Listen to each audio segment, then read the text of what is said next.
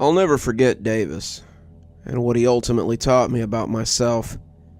I haven't always been a great person, and it's probably what brought me to Stragview in the first place. I could say my parents never taught me right from wrong, but that's a cop-out. I could say I fell in with a bad crowd, but a lot of the guys I brought down with me were just following my example. At the end of the day, I was just looking for a way to put myself in a box, and I finally found it. I was 23 and particularly wild. I'd already done one stint in prison, just 18 months, but it introduced me to the kind of guys who could give me an education that would give me more time in that particular school of learning. I was still hanging with them when I got out, running some drugs, stealing some cars, and generally being a nuisance. I got a little overzealous with one of my usual buyers, a black fella that I didn't know very well, and beat him nearly to death. The judge wanted to make it out like it was a racial thing, but in reality, he had just said the right thing at the wrong time. He had been insinuating that if I had a sister, I should introduce him without taking into account the lightning bolts on the back of my hands, or the gang tattoos up and down my arms. He may not have seen them, but the judge took one look at them and decided that 10 years for assault sounded just about right. I knew that with good behavior, I'd be out in 8 years, so I settled into E-dorm for what I hoped would be the quickest near decade of my life. Davis had the bunk next to mine. He smiled at me when I put my mat down, offered me a cookie out of a pack that he'd been munching on. One look at the guy told me he probably wasn't all there. I'd known guys like him on the street, the kind of guy who maybe isn't playing with a full deck, and I thanked him as I took one of the oatmeal cream cookies from the little plastic tray. He was nice enough, a rarity in prison. Pretty soon we were eating meals together, working out in the yard together, and just generally palling around. Mentally, he was probably about 12, but I'd never really grown up past 12 myself, so we had a lot to talk about. Davis liked cars, comic books, and candy, and I liked a lot of those things too. So for several months, we just kind of hung out, and he became my first real friend on the inside. I didn't notice right away, but there was something odd about Davis. Davis disappeared sometimes. It was never anything you could set your watch or warrant by, but sometimes I would wake up at night and Davis would just be gone. I noticed first at the end of my 7th day. I'd woken up in the middle of the night, really needing the toilet, and I got up and dropped off the bladder buster I was nursing. I had gotten up, gone to the bathroom, and come all the way back to my bunk before I realized that Davis wasn't there.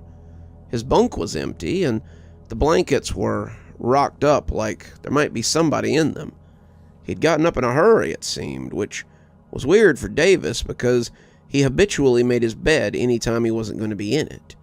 When I say habitually, I mean almost religiously so. If Davis got up for anything other than to open his footlocker, his bed was always made.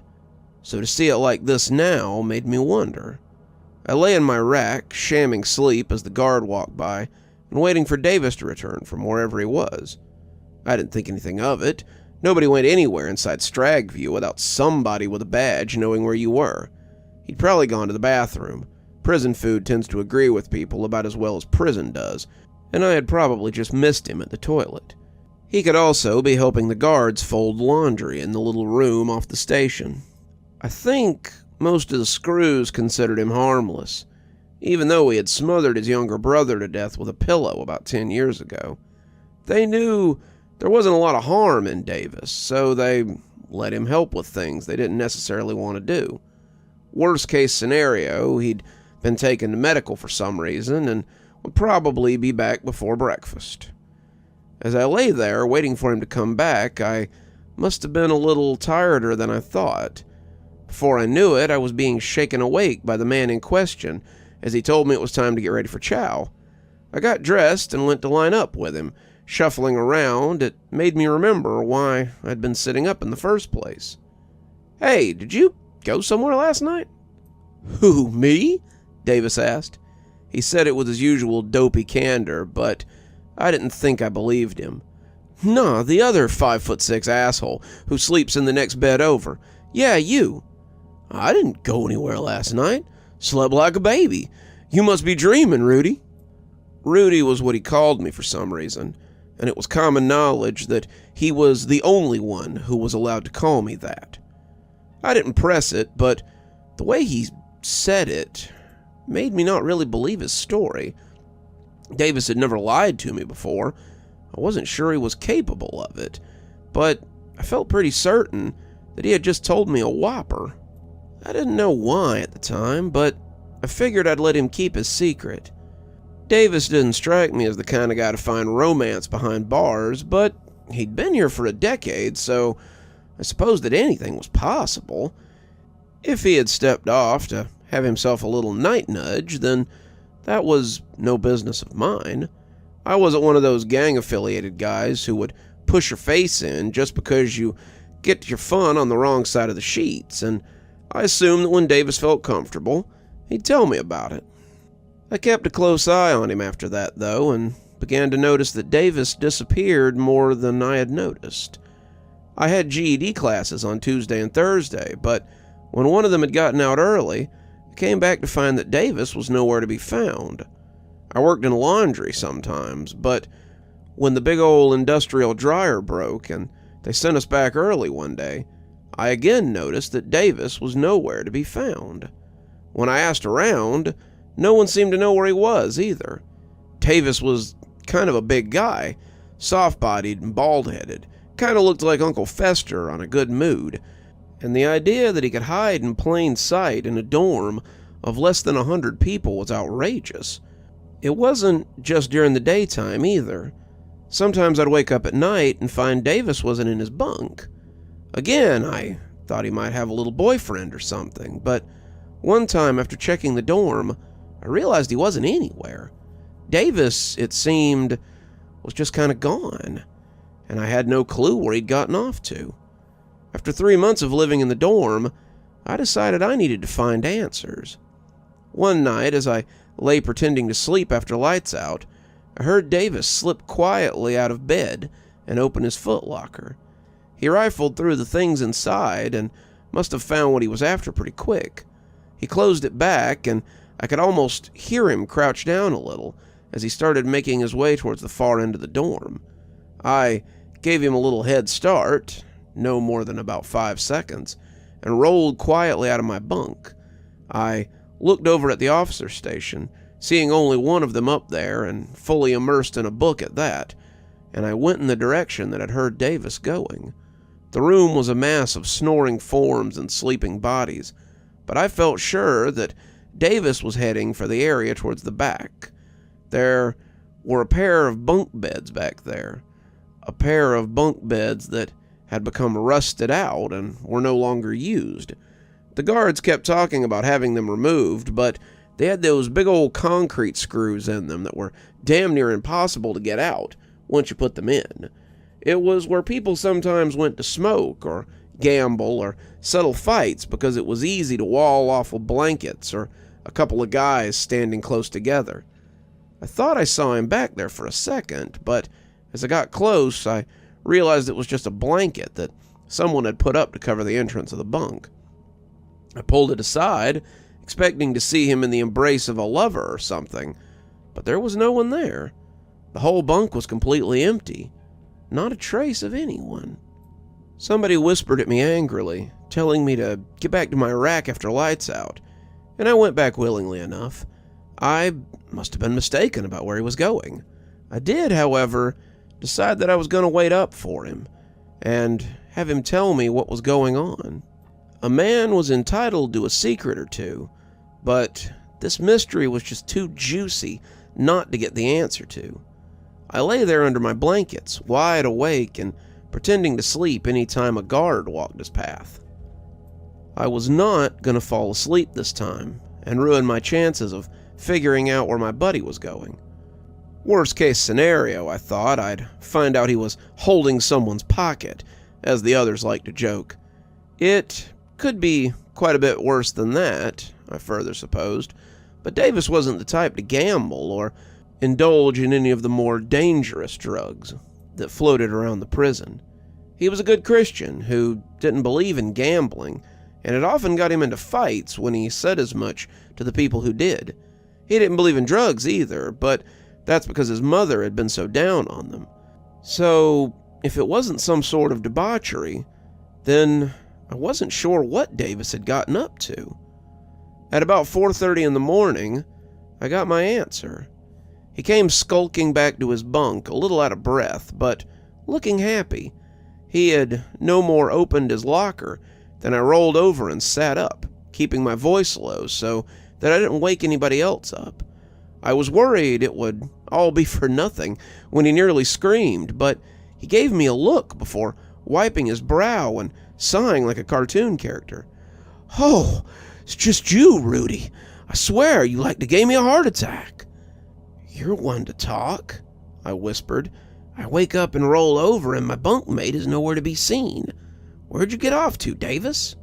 Got yourself a little boyfriend or something?" Davis laughed as he climbed back into bed, but he looked unsure as well. He looked like a kid who's gotten caught sneaking cookies from the jar, and now he's got an answer for it. He tried to push it off, telling me he was in the bathroom or that it was nothing to worry about. But I pressed him on it. I was really curious to know what was going on with my buddy, and I told him I wasn't going to leave it alone until I got an answer. We must have gotten a little louder than I thought we had, because one of the guards walked by and told us to be quiet during lights out. As we settled back down, Davis whispered that he would tell me tomorrow. "Meet me at the picnic table when we go to rec. I'll tell you everything, though you might not believe me." He wouldn't say anything till then, no matter how much I pleaded with him. We had breakfast, watched some TV in the day room, and all the while, he refused to say anything about it. The whole time, his response was always that we would discuss it later in a less public place. I was a little concerned about what he had to tell me, especially with all the privacy he was talking about. And when the guards called for rec, the 20 or so other guys lined up with us, and Davis looked like he was preparing to be led into the gas chamber. He kept his hands in his pockets as we walked, and when we finally got to the rec yard, he nodded to the farthest away set of tables and told me to go have a seat. "Okay, what I'm about to show you is a complete secret. You can't tell anybody, okay? Like, not a soul. It could get me in a lot of trouble, and I don't want to be in trouble." I nodded, telling him that I wouldn't tell anyone.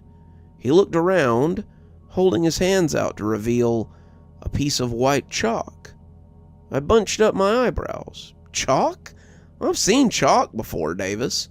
"Not like this, you hadn't," Davis insisted. "This is magic chalk." I must have looked dubious, so Davis pushed on. "I found it in the laundry room, the one they let me fold clothes in sometimes, and when I used it on the sidewalk, I was in for a shock. I drew a circle, and suddenly I could see into something a little different than the concrete. When I was little, I had a book with a picture of a little boy looking through a window of a ship, the round windows, I mean. It was like that. I was looking into a world made of cotton candy, with little cotton candy people running around. I thought I might be losing it, but when they turned and looked at me, I knew it wasn't so. I smudged it when someone walked by, and since then I've been using it to travel places." "Travel places?" I said, suddenly very interested. I'd been in Stragview less than a year, but the idea of traveling to anywhere that wasn't here was very appealing nonetheless. "Yeah," Davis said, "like make-believe places, fantasy worlds, cartoon places, weird spots that are kind of scary sometimes. Other places maybe I haven't been to yet. I don't usually go back to the same place twice, but sometimes it's nice to just be somewhere, except in prison.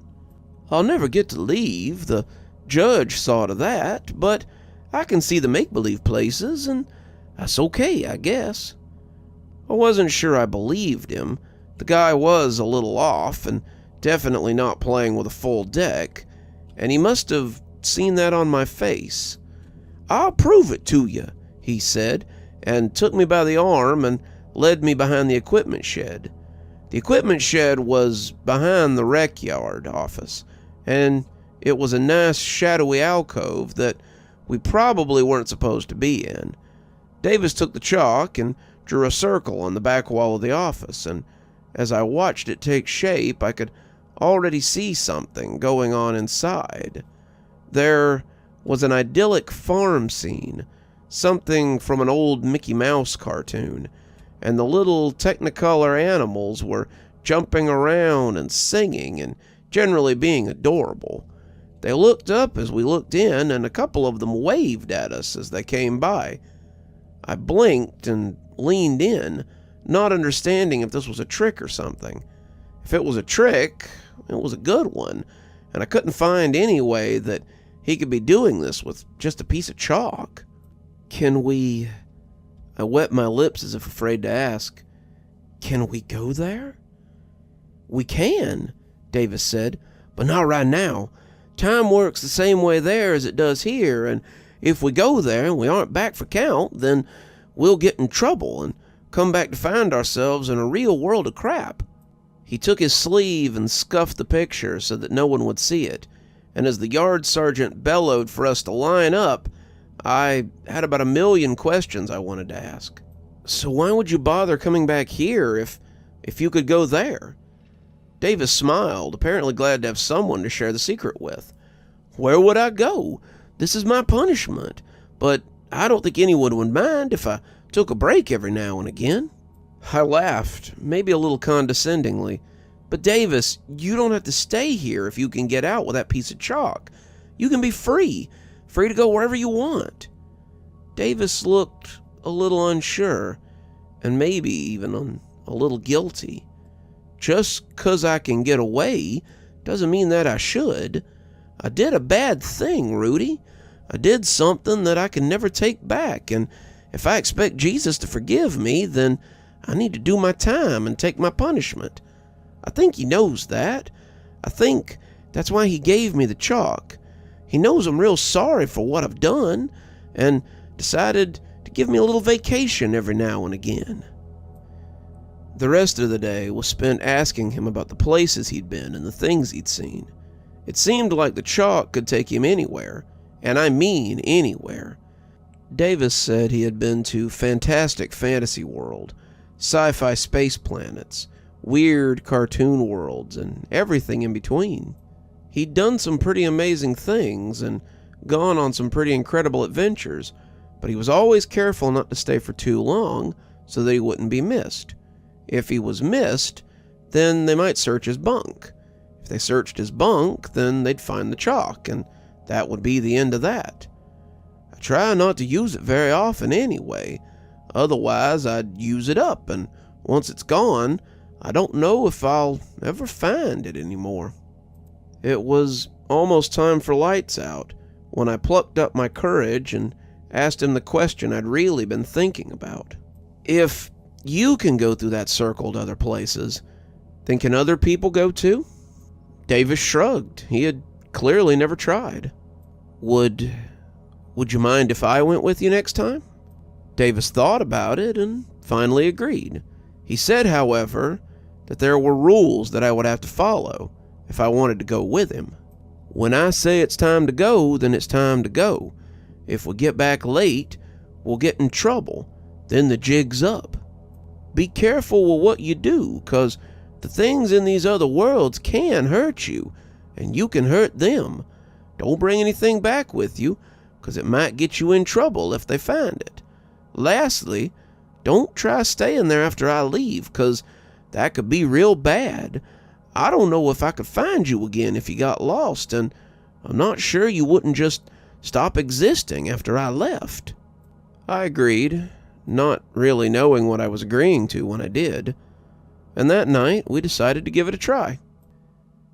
After lights out, we snuck out of our racks and went to the abandoned spot towards the back of the dorm. Davis took out his chalk, and as I played lookout, he drew a circle and told me to come on.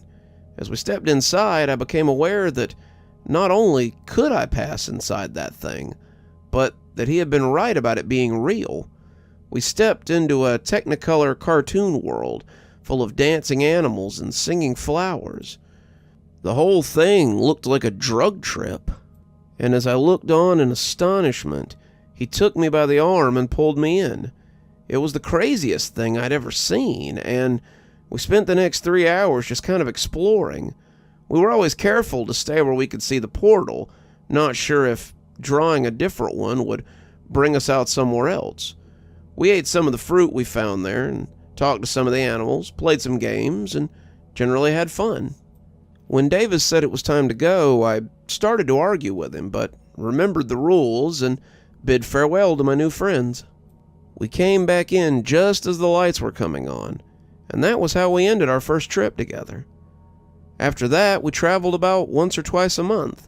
I wanted to go more, but Davis said that the chalk needed to be saved for special occasions. If we used it too much, we would run out. If we used it too often, the guards might start to notice when we were gone, and then they would take the chalk once they found it. He suspected that some of them might know what it could do, and if they discovered that he had it, he could be in a lot of trouble. Either way, he told me he could only use it twice a month, and that was that. In most things, David was very placid, downright mousy, but in the matter of the chalk, he was very serious. He seemed to understand that he had something special here, and he didn't want to lose it until he absolutely had to. It makes me feel downright bad to think about it now, given how it would all end. It still mystifies me that Davis would choose to stay in prison when he had a means of escape. I knew personally that if I had some kind of way to get out, I'd never come back. We were sitting in one of those weird fantasy worlds, eating apples about the size of your head, when I brought it up to him and asked him very leading questions that I was hoping would make him want to stay in a place like this. Davis was a good friend, maybe one of the best friends I'd ever had, all told, but every time we traveled, it was a little harder for me to want to come back. I had what my grandpa would have called the itch, and the desire to scratch it was nearly insatiable. "I still don't understand why you don't just leave," I asked him. Davis swallowed his bite of apple and looked at me funny. "'Cause the judge told me I had a life sentence for killing my brother. I can't leave. Wouldn't be right." Well, yeah, but I don't think magic chalk figured into his equation when he was passing down that sentence, buddy.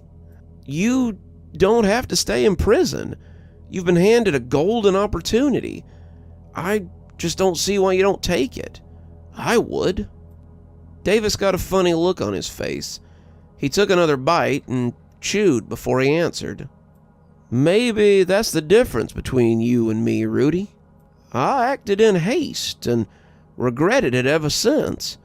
I can't say I was young and didn't know any better. I was 17.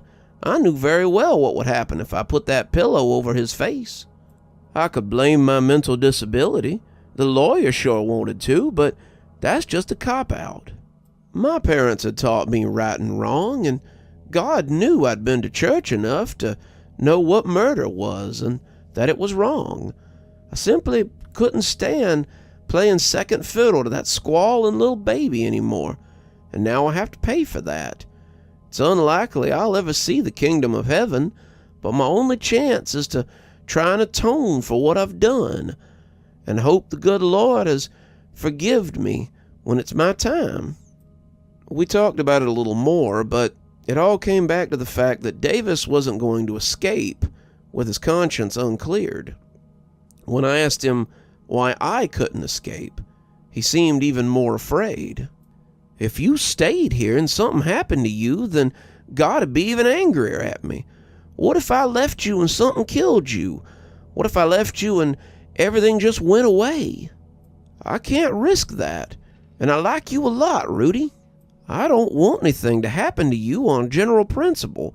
You're a good friend, and the only one I've ever felt comfortable sharing this with. I should have left it alone after that, but I didn't. We argued about it for a little while longer, our debate becoming a full-fledged shouting match.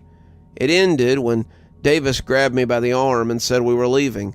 I tried to pull away from him, but the kid was stronger than I thought. He drugged me with an iron grip, and when he shoved me through the multicolored portal, I stumbled back into the quad, ready to jump back through. He was already wiping it away with a blanket, though, putting the chalk in his pocket and glowering at me. I don't want to hear about it anymore, he said quietly, as people began to stir around us. You agreed to follow the rules, and if you can't, then you aren't going anywhere anymore. I watched him stomp back to his bunk, realizing that my traveling days might be over. Unfortunately for Davis, the itch refused to go unscratched. Davis didn't ask me to travel after that. To his credit, he didn't travel after that either. He just sat there solidly, shooting me dark looks for the next couple of weeks, as if all this was my fault. I'd only suggested that maybe we not come back to a place full of people who might actively try to kill us. What a bastard I was. It didn't stop me from asking about it, and that seemed to sour his mood even more. Whenever I would make little hints about it, maybe we should travel, or maybe we should go somewhere, he would always change the subject, or just pretend he hadn't heard me. He wasn't mad enough to stop being my friend, though. Davis didn't really have any friends, besides me, but he refused to share that part with me anymore, and it led me to get a little desperate. While I was asking him if we could travel, there was a monster inside of me that was roaring to be let out. I'd used drugs and alcohol for most of my life, but this was an addiction that was worse than any of the rest. I found myself unable to eat more than a little, unable to sleep more than a little, and constantly anxious whenever I was still. Davis refused to budge, however, even in the sight of my anxiety, and that's when I started formulating my plan. I think Davis suspected that I meant to steal the chalk, and to his credit, he was right. If I could get the chalk, I could travel myself. I wouldn't need Davis as long as I had the chalk, and I could just go and never come back.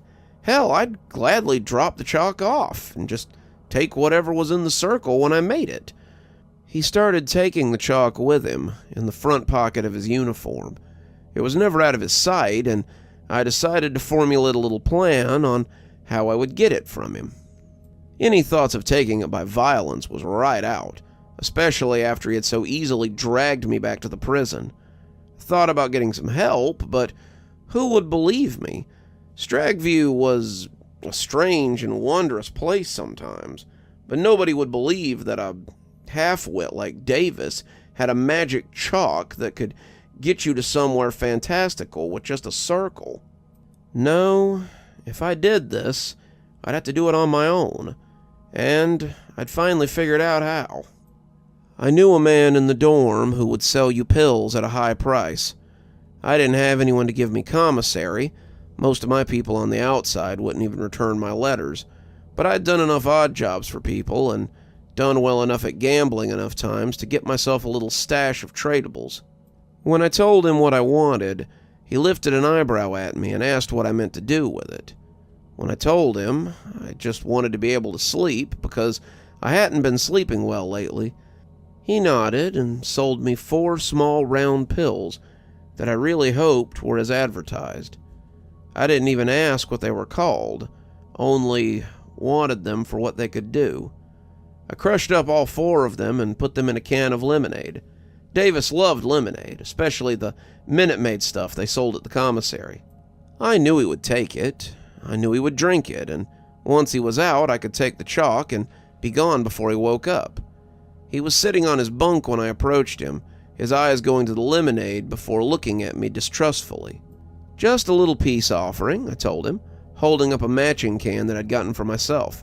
I know I've been a real horse's ass lately, and just want to apologize and hopefully make friends again. He brightened up a little, smiling as he reached for the can. I'm glad you finally decided to forgive me, he said happily. I didn't want to cut you off, but you were trying to break the rules, and the rules are important. He smiled brilliantly as he took that first sip, and I felt like a heel as I smiled back at him. I felt worse with every sip to come, but that little junkie voice in the back of my mind kept gibbering that soon it would be our turn to travel, and we couldn't wait. When he coughed the first time, I didn't think anything of it. He drunk the lemonade a little too quickly and had gone down the wrong pipe. He took another sip to clear it out, but clutched at his throat as he tried to clear it. Must be an old batch. Feels like there's pulp in it. But he didn't say anything after that. He never said anything again, in fact, as his throat closed and he started to choke. The drink spilled from his hand as he fell back on his bunk. I went to him, his eyes asking me why this was happening. He was scared, his breath whistling out through a pinhole in his closing windpipe. I would later discover that he was allergic to the drugs I had given him. Deathly, so it would appear, but I hadn't known that.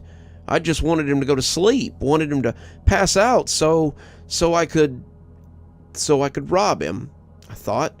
No need to sugarcoat it. I had intended to steal from him, but I hadn't wanted this. The guards were coming in, telling us to back up, and as I slipped my hand into his breast pocket and took out the chalk, his eyes told me he knew my crime. With his dying breath, he knew I had done this, and now he knew why. He would be dead within a few minutes, CPR and epi shots or not, and as the guards worked on him, I took my chance. I snuck to the back of the dorm like a thief in the night and pulled the blanket up as I put the chalk to the wall.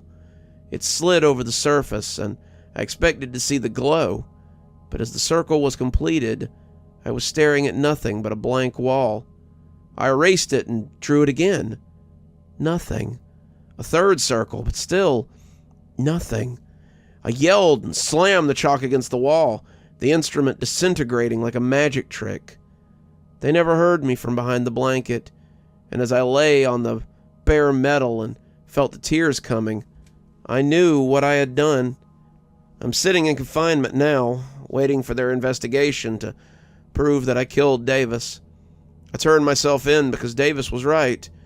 When you do something wrong, especially something that God might not be able to forgive you for, you got to take responsibility. I realize now, looking at the chalk dust all over my hands, that there was never anything special about it. The chalk was just that, and probably something old and left behind by another forgotten tenant of Stragview. I had been so focused on the object that I had never assumed that the real treasure was the man holding it. The power had been in Davis all along, and I'd killed one of God's miracles for nothing but selfish want. I imagine I'll be here a lot longer than a decade now. I deserve to be here longer than that for what I did to the only real friend I've ever had. You're still here. Thanks so much for joining us for tonight's spooky tale. If you'd like a little bit more spooky in your life, why not click on one of the videos that appears at the end of our story, or maybe head on over to one of our playlists where you can get your fill of spooky content. If you like your spooky a little more tactile, I've got a new book that's come out. If you'd like your own copy, there's a link below in the description where you can get your own copy of my spooky book. If you like what you see here on the channel and think you might like to support in a more monetized way, then why not come over to Patreon or become a member on YouTube? Speaking of, let's go ahead and thank our members now. Thanks to Civ Garstad, Unicorn Hollow, and Heather for being our Spooky Ghost contributors. Thanks to Janet, Lee Kendall, Saikat, Ronda J, Sue Casper, and Valinator for being our Spooky Skeleton tier contributors. And thanks to Hi Stacy, Winter, Xaronan, Stephanie Carrington, Tyler Parker, Cinnamon Fox, and Sarah Samar 42 for being our Ghostly Reader tier contributors. Thanks, everyone. We just couldn't do the show without you. If you too would like to support the show, we always tell you to come on down to Patreon or check out my member section on YouTube. Spooky Skeleton contributors get their video 12 hours earlier at 8:30 a.m. as opposed to 8:30 p.m. And ghostly readers get a book every time I write one on their doorstep. There's actually one coming up here in a few weeks, so if you'd like to get in on that, please go ahead and sign up. And as always, thanks for stopping by. Dr. Plague, signing off. Have a wonderful evening.